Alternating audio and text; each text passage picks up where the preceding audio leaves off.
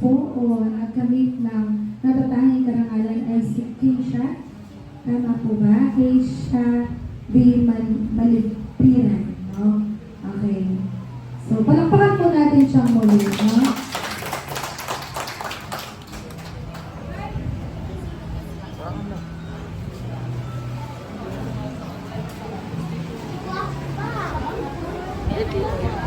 Nag-video ko. Nag-video ko.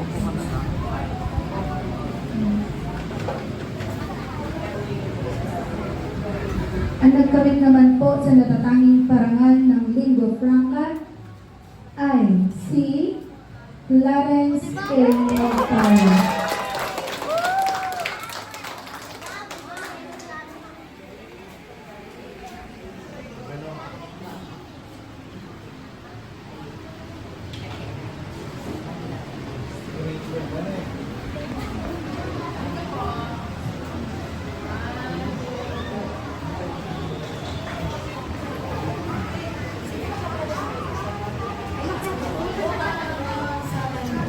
Para naman po sa nagkamit ng natatanging karangalan para sa ating lakandiwa ay si Kurt Donsal G. Abenua.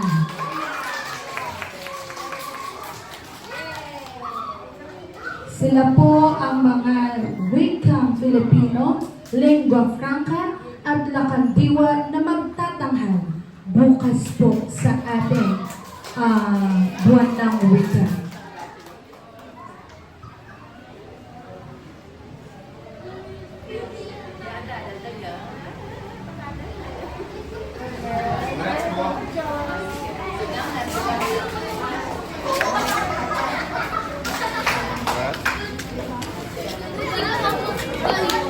Dumako naman po tayo ngayon, no, sa karangalan.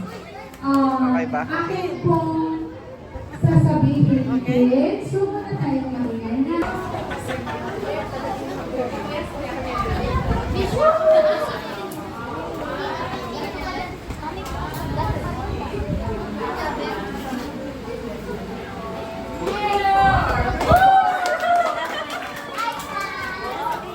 Ayan, ang pinaka hinihintay ng lahat, no? Sino po sa tingin ninyo ang nanalo sa unang karangalan? Oo, tama ang sagot niyo doon, no? Kala mo?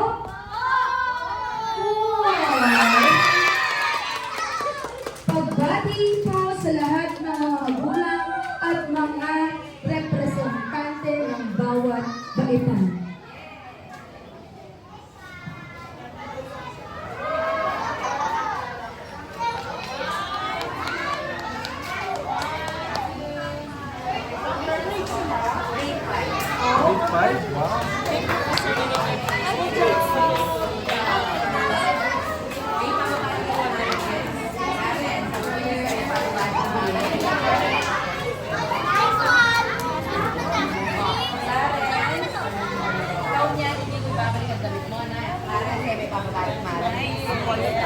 You're gonna wear those tomorrow.